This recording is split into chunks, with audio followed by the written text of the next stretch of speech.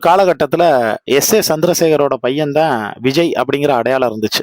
அதுக்கு காரணம் என்ன ஒண்ணா, அப்ப எஸ்.ஏ. சந்திரசேகர் கொஞ்சம் பீக்ல நல்ல டைரக்டர்ன்னு வந்து பேர் எடுத்தவரு.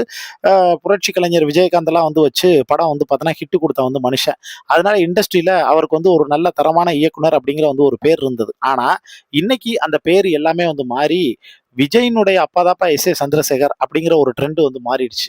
அந்த இடத்துக்கு இன்னைக்கு வந்து பார்த்தோன்னா, தளபதி உச்சத்துக்கு வந்து போயிருக்காரு. அதே மாரி எஸ்.ஏ. சந்திரசேகருடைய மாணவர் தான் டைரக்டர் சங்கர்.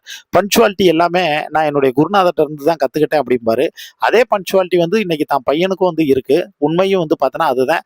காலையிலே அவர் கோட் ஷூட் போட்டு கிளம்பி செக்ரட்டரியேட்ல வந்து உட்கார்ந்து அவர் வேலைய முடிச்சுட்டு ஈவினிங் அவர் வந்து போறது எல்லாமே ஒரு ரோல் மாடல் அப்படின்னு வந்து பார்த்தோன்னா வந்து சொல்லாங்க.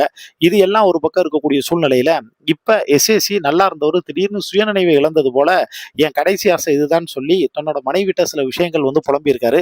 அப்படி அவர் என்ன வந்து புலம்பியிருக்காரு, அதுக்கு அவங்க என்ன சொல்லியிருக்காங்க அப்படி